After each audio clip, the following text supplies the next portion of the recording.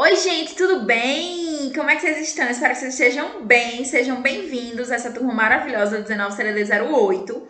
Estamos aí nos finalizando o nosso módulo de profissão de cuidador, um módulo muito bom, que a gente trabalhou muita coisa bacana, né? E para fechar com chave de ouro, vamos falar um pouquinho dessa fase terminal, principalmente focar sobre o idoso. A gente falou bastante sobre criança, né, no nosso último encontro. E hoje a gente vai falar um pouquinho sobre essa psicologia do idoso, sobre o estágio terminal também, que infelizmente é algo que nós cuidadores precisamos ter a noção.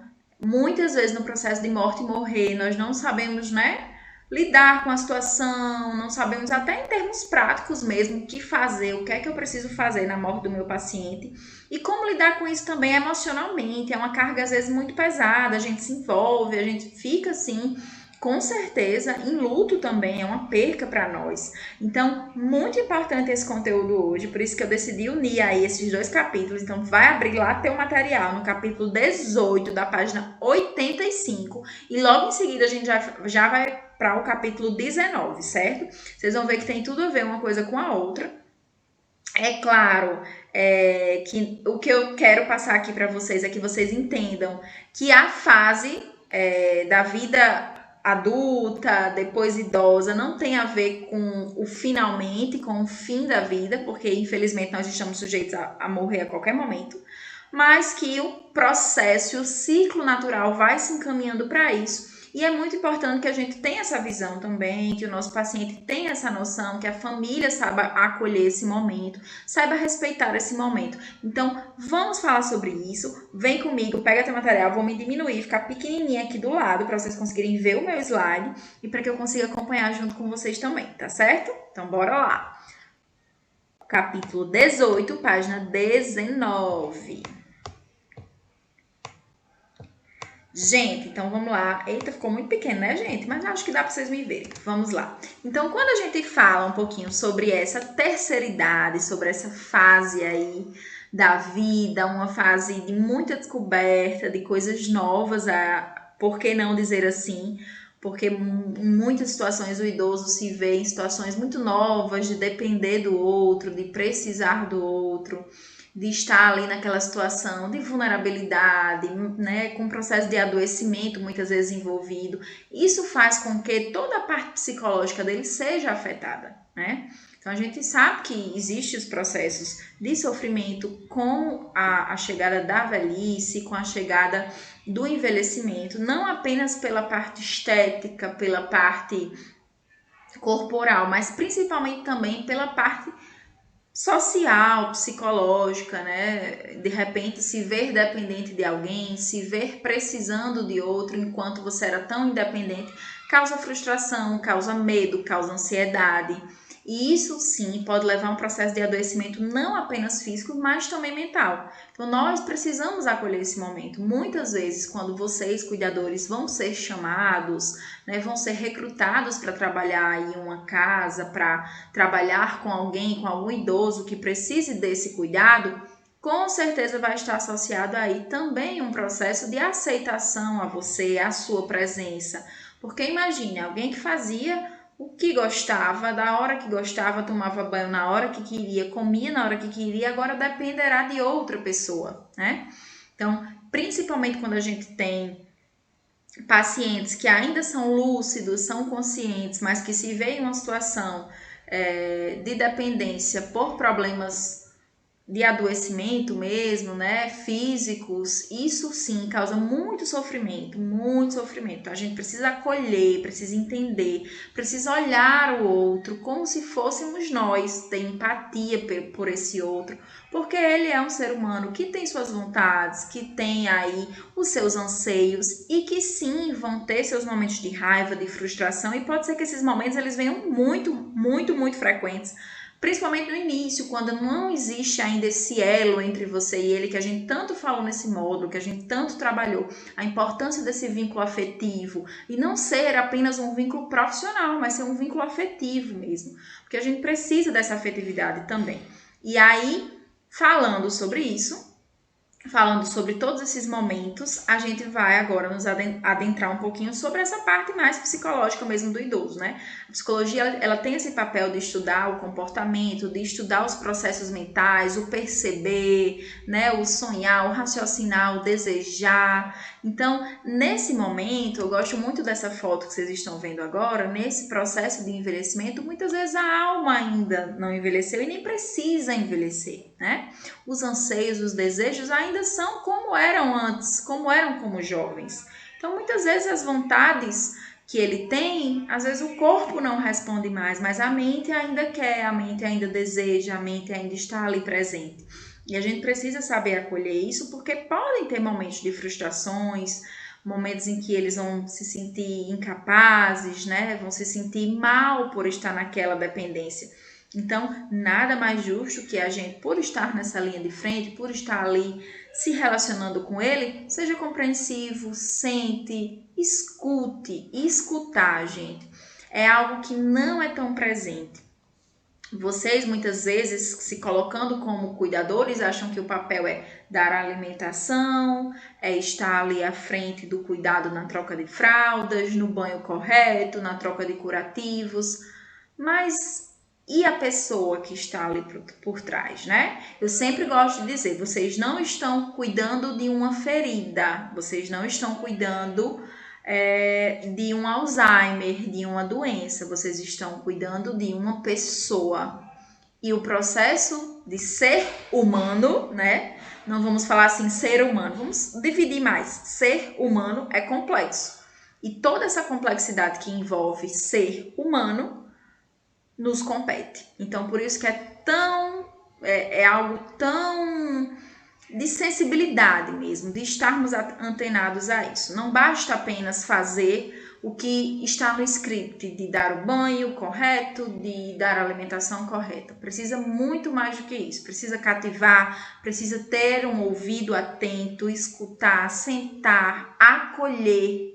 Acolher, por mais que você não tenha solução para o que ele diga, para o que ele deseja, para o que ele anseia. Mas se você acolhe, se você escuta, se você faz essa escuta ativa de estar lá não apenas escutando por precisar, mas entendendo, se colocando no lugar dele. Né? Então, muito importante que vocês tenham essa noção, certo?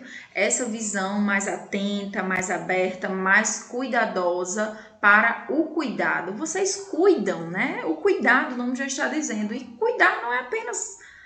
Imagine, se você aí se coloca no lugar, eu preciso de quê para viver? Não, eu só preciso da comida, de tomar banho, não. Você precisa das suas relações sociais, você precisa da parte afetiva, da parte emocional. Então, muito importante que a gente tenha esse acolhimento, certo? E aí, como eu botei aqui, o nosso grande papel é preservar, é escutar, é estar ali atento, é estar sempre disposto e trazer o máximo de conforto, o máximo de bem-estar para esse idoso, certo? Aqui vão algumas dicas importantes para a gente conseguir, como cuidador, de maneira profissional, preservar esse bem-estar dele. A primeira coisa é estar sempre atento à questão da autonomia. Nunca tome o lugar dele. Né? Não é porque você está ali para auxiliá-lo que você vai fazer por ele. Muitas vezes isso dificulta muito o processo de relacionamento entre o cuidador e o paciente, porque o cuidador ele se vê na situação de querer fazer pelo paciente. Então ele quer escovar os dentes pelo paciente, ele quer pegar a colher pelo paciente. Isso não pode acontecer. A gente precisa preservar essa autonomia do idoso, a gente precisa deixar que ele faça o que ele consegue fazer só, capacitá-lo, até ensiná-lo se for preciso. Né? Então é importante que, claro, vai existir um grau de dependência, não tem como não existir, porque existe, né, diferenças aí de pensamentos, de tecnologia, de geração, mas o que não deve existir é que a gente faça por ele. A gente sempre pode capacitá-lo, pode ensiná-lo, principalmente se ele não tiver nenhum problema, né, de degeneração de memória, nenhum problema nesse sentido, certo? Então, preservem sempre a autonomia do idoso que vocês estão cuidando, porque isso vai fazer muito bem para ele, certo? E se ele disser que não sabe, você sabe sim, bora, vamos aqui, é assim, assim, assim. Traga também alegria. Você pode trazer alegria numa forma de uma música, de repente uma música que ele gostava de escutar, que ele escutava sempre, que faz ele relembrar a esposa de repente, que faz ela relembrar os filhos. Músicas são sempre muito bem-vindas quando principalmente tem um significado para o paciente. E sempre tem, gente. Sempre tem uma música ali que pode tocar, né? E de repente desenvolve uma dança, se ele puder. Dance, se movimente. Isso vai fazer com que apenas não a mente seja estimulada, mas o corpo também, né? Então precisa ter essa integração. Então façam isso, certo? Preservem essa autonomia, tragam conforto, alegria, música, fotos antigas, de repente assistir um filme. Eu sempre dou essas dicas, a gente já falou muito sobre isso. Promova passeios pequenos, às vezes ir na esquina, isso já é um passeio muito bom para alguns, né? Às vezes visitar, agora nesse momento de pandemia, infelizmente a gente não pode visitar ninguém, mas ver o mar de repente, até aqui dentro do carro mesmo, passear pelo quarteirão. E é muito importante que a gente fale e se refira a ele e pergunte o que ele quer. Certo? Então, a autonomia também é isso. Nunca fale do idoso como se ele não estivesse lá presente. Ele está lá presente e ele pode tomar suas próprias decisões. Com ajuda, com auxílio, sim, mas por que não tomar suas decisões, certo? Então, é importantíssimo identificar essas preferências, saber satisfazer essas preferências dentro da sua realidade. Ok, fiquem atentos a algumas coisas, tá? É comum que nesse processo da vida apareçam algumas percas de memória, o aparecimento de algum quadro demencial. Então, algumas dicas para idosos que já tenham aí percas de memória ou processos de demência instalados. Isso a gente falou bastante lá no conteúdo de memória. Eu dei dicas para vocês como vocês podem aí ajudar a ativação mesmo cerebral, a estimular aí a memória do paciente, mas aqui mais dicas, sempre é bom, nunca é demais, né? Algumas eu já falei para vocês, a questão da gente instituir o calendário para que eles sempre saibam o dia, o momento em que estão, o mês, o ano, o diário, que eu sempre digo para vocês, faça o diário do paciente, você escreve o que ele fez durante o dia todo e no fim do dia vocês podem revisar, olhar o que foi feito, perguntar se ele lembra, se ele não lembra. A questão da organização de rotina, que a gente teve um conteúdo só sobre isso, onde eu foquei sobre a importância da gente saber criar uma rotina para o paciente, para que ele entenda a importância dessa rotina e inclua ele na formação dessa rotina, para que ele diga o que prefere, os horários, isso é importante, certo? Praticar atividades manuais, de repente, se ele ainda tiver condições para isso, de repente um crochê, um tricô, isso são coisas muito bacanas que agregam muito a ele, tá? Jogos, damas, cartas, bem importante. E aí, antigamente se jogava muito dominó, carta, dama, né? Hoje não tem tanto essa realidade, mas com certeza eles lembram e tem algum joguinho que eles gostam, certo? Fale sempre pausadamente, olhando para o paciente, se refira a ele falando, olhando no olho dele. E sempre que você for falar de alguém, relembre, não custa nada você dizer, olha, seu João, é fulano, filho de cicrano, que o senhor lembra, que trabalhou com o senhor, pronto. Só em você dar essas dicas, isso já vai ajudar ele a relembrar quem é a pessoa, certo? Há situações de idosos que estão em processo de desorientação, né, em situações desse tipo. Também é importante a gente evitar deixar objetos perigosos perto, né, então facas, perfuro-cortantes, a questão do gás da casa, medicamentos sempre num local mais protegido, atenção lá às portas, às varandas, às janelas, né? A cama sempre com proteção, porque isso pode trazer perigo, né? Às vezes no processo de desorientação o idoso não tem consciência do que está fazendo e pode se autoferir, se machucar, certo? Então, gente, quanto à questão do cuidado com essa fase, com a terceira idade, é isso, certo? É a gente ter atenção a essas coisas. Agora eu queria conversar um pouquinho com vocês sobre o processo de morte, né? Sobre o processo de morte e morrer, porque todos nós estamos aqui vivendo, mas também morrendo. Então, essa dualidade, esse pensamento faz com que a gente não fale um pouco sobre esse assunto. É um assunto que não é tão falado, que não é tão debatido, porque falar sobre isso às vezes incomoda, né? Então, eu trouxe aqui uma frase que eu gosto muito de começar essa aula de fase terminal, esse conteúdo de fase terminal com ela. por vezes, as coisas mais simples e óbvias são as mais difíceis da gente conceituar, da gente definir, né? Isso é o que acontece com a morte. Tão difícil é defini-la como conceituar. Então, é muito difícil a gente dizer assim, o que é a morte, né? E você fala sobre isso. Então, a importância da gente ter a consciência que existe uma finitude. E essa finitude, ela pode sim ser vivida. Olha só que trocadilho. A finitude pode ser vivida. Pode ser vivida e muito bem vivida, né? Aqui eu gosto de chamar a atenção, a gente pode inclusive abrir esse debate, eu gosto de fazer quando a gente tiver, se Deus quiser, em sala de aula, eu gosto muito de fazer o debate sobre o processo de morte, morrer, para a gente falar um pouquinho sobre alguns pacientes que decidem, né, não seguir tratamentos convencionais, que escolhem realmente não se entregar, alguns vêm dessa forma, mas seguir o ciclo natural, né? E de pacientes que já sabem, já estão aí fadados, já têm uma previsão médica de quanto vão viver e o quanto isso pode ser doloroso, mas também pode ser prazeroso, dependendo de como se encara. E nós, como cuidadores, como se encaixamos nisso? Qual a importância da gente entender esse processo? Primeiro, da gente conseguir levar isso de maneira natural, né? É muito comum que a gente se apegue ao paciente e isso é inerente a relações humanas. A gente vai desenvolver afeto, vai desenvolver cuidado e faz com que a gente sofra com a perca, né? E existe o processo de luto, esse processo ele tem que ser passado, tem que ser aceito. Não estou dizendo que você não vai passar por um processo de tristeza. A tristeza precisa ser vivida como as alegrias. E esse processo ele deve ser encarado com naturalidade e deve ser aceito, né? Então aceite que o seu paciente pode sim vir a óbito, infelizmente, aceite que a vida é finita e que por isso nós precisamos trazer o melhor dela. Então, sempre você pode agregar mais à vida do seu paciente em todos os dias, mesmo que seja o paciente que esteja mais debilitado possível, aquele paciente que já esteja numa fase bem terminal. Mas a gente pode levar um conforto com um sorriso, com um abraço, com um aperto de mão, com a comida que ele gosta, com a música que ele ouvia bastante. Coisas simples, tá? Então, muito importante que a gente tenha essa noção. E aí, o que é? O que é, então, morrer, né? Biologicamente, a gente define esse processo como a cessação total, né? Permanente das funções vitais.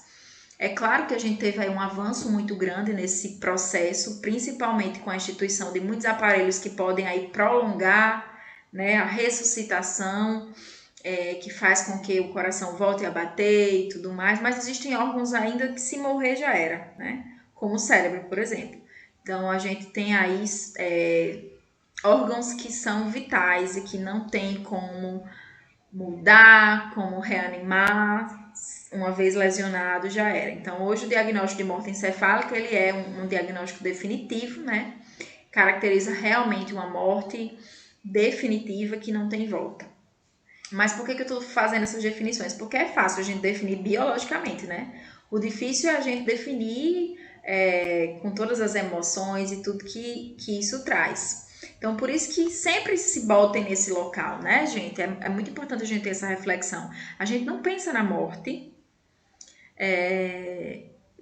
a gente pensa muito. E se a gente pensasse nesse processo de finitude, talvez a gente vivesse de outra maneira. Porque a gente iria entender que é passageiro, né? Então, quando a gente para raciocinar, para refletir sobre essas questões, a gente começa a pensar: será que eu estou vivendo como eu quero? Então, essa é uma reflexão que eu estou trazendo até para vocês, para a vida de vocês, independente de profissão ou não, certo? E para o paciente, né? Eu falei o desafio que vocês vão ter de aceitar, né? De aceitar que o paciente pode ir, pode falecer. Mas e ele aceitar a morte? É muito, né? Individual. Cada um tem o seu processo e aqui a gente não tá para julgar nem trazer perspectivas pessoais, né, individuais, cada um encara da melhor e da maneira que consegue no momento, com os recursos que tem no momento.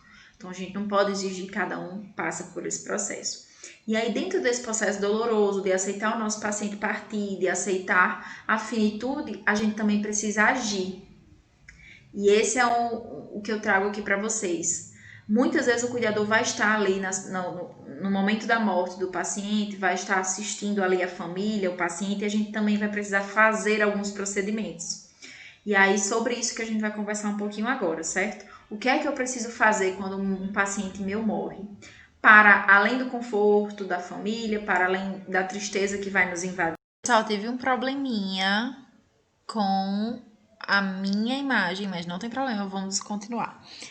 Então, como eu estava falando para vocês, quando o paciente ele falece no hospital, né, a parte burocrática é bem mais facilitada, porque vocês não vão precisar acionar nenhum órgão, não vão precisar se preocupar com muita coisa, uma vez que o paciente já está sendo assistido por uma equipe médica e toda essa burocracia vai ser feita por essa equipe, certo? Então, quando o paciente ele falece no hospital, a declaração de óbito já é emitida pelo próprio hospital, né?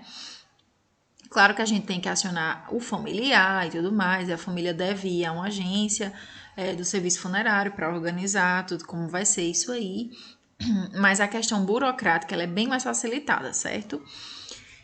Claro que se a família também optar pela cremação, alguma coisa desse tipo, a declaração ela também vai precisar ser assinada por 2 médicos, certo? Que geralmente já compõem a equipe do hospital, então isso não é tão problemático, certo?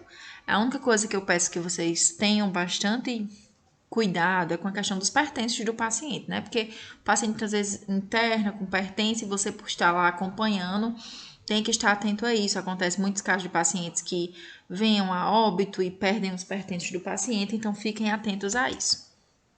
Já quando esse paciente ele falece na residência, aí a gente tem uma burocraciazinha mais envolvida, certo? Importante dizer que se esse paciente ele já for assistido por um médico, já tiver uma equipe que acompanhe ele, às vezes até a equipe do posto de saúde mesmo, da cidade, do bairro em que ele mora, ou tiver um serviço já de home care, já tiver um médico que já acompanha, um geriatra, algo desse tipo, esse médico ele pode sim fazer essa declaração de óbito, certo? Sem precisar alguma comunicação de hospital, alguma coisa disso. Porque o médico já conhece o quadro e tudo mais, então ele pode fazer essa declaração. Caso não exista um médico para cumprir esse papel, ou o médico se nega a fazer porque desconfia de alguma outra causa, alguma coisa desse tipo, pode-se ser acionada a polícia, né? Fazer esse boletim de ocorrência, porque aí dessa forma, a partir das investigações, o corpo ele pode ser encaminhado para o serviço de verificação de óbito, ou para o IML, né? Que é quando se desconfia que a morte foi mais violenta, que teve algum critério aí, pode ter sido um assassinato, pode ter sido alguma coisa mais violenta. Isso, gente, era bastante comum, né? Hoje a gente já tem, às vezes, até mesmo o próprio médico conseguindo encaminhar o SVO, às vezes se solicita o SAMU, e o SAMU consegue fazer esse intermédio. Então, existe bastante isso. Mas é importante vocês saberem dessa burocracia que existe, porque para que a gente consiga enterrar o paciente, até dar entrada na certidão de óbito, que é um documento muito importante para que se entre para reaver alguma pensão, algo desse tipo, a gente precisa desses trâmites legais, certo? Então, se morre na residência, a gente tem esses critérios a mais. Aqui é só para vocês entenderem a questão do SVO e o IML. O SVO geralmente fica mais responsável por mortes em que se não tem uma causa definida, né, uma morte mais natural, não tem a questão de violência envolvida, já na IML, que é o Instituto Médico Legal, a gente já tem aí a investigação bem mais lenta, mais criteriosa, porque geralmente está associada a uma morte violenta, uma situação em que o paciente sofreu alguma violência, certo? Para o IML, gente, também vão algumas pessoas que morrem sem identificação, certo? Então, mesmo que não tenha suspeita de morte violenta e tudo, mas que não tenha identificação, não saiba quem é, geralmente esse corpo ele vai ser encaminhado para esse serviço. E aí, de acordo com a declaração de óbito, ela tem 3 vias. Uma via vai ficar no prontuário do paciente, né, no arquivo médico, e as outras vias vão seguir para o serviço funerário. Posteriormente, a via amarela vai ser utilizada para dar entrada na certidão de óbito desse paciente e seguir com todos esses trâmites legais, certo? Isso é muito importante para vocês entenderem a família que vai estar à frente disso, mas é bom vocês terem essa noção para ficarem aí respaldados e entenderem um pouquinho do processo. Outras coisas muito importantes, que eu já falei algumas, né? Outras não, mas saber que quando o paciente, principalmente, morre no hospital, pode ser feito a questão do aconselhamento para doação de órgãos, se for viável. E essa é uma decisão que não compete a gente, né? Compete à família, então é sempre bom a gente consultar a família e passar isso para a família. E a questão dos bens, como eu já falei para vocês, a importância da gente ter cuidados aí com os bens do falecido e tudo mais, certo? É muito importante a gente ter cuidado com isso. Ok, meu povo, então quero que vocês vão lá para o exercício, certo? Na verdade, essa semana o nosso questionário vai ser uma questão aberta, onde eu vou fazer uma pergunta para vocês expressarem um pouquinho a opinião de vocês sobre esse processo, certo? Vão ter algumas questões também de marcar para vocês acertarem. Estou esperando vocês lá, certo? Então, aguardo vocês. O nosso próximo conteúdo vai ser revisão. Vamos revisar tudo que a gente viu nesse módulo maravilhoso de profissão do cuidador. Então, eu aguardo vocês. Até a próxima!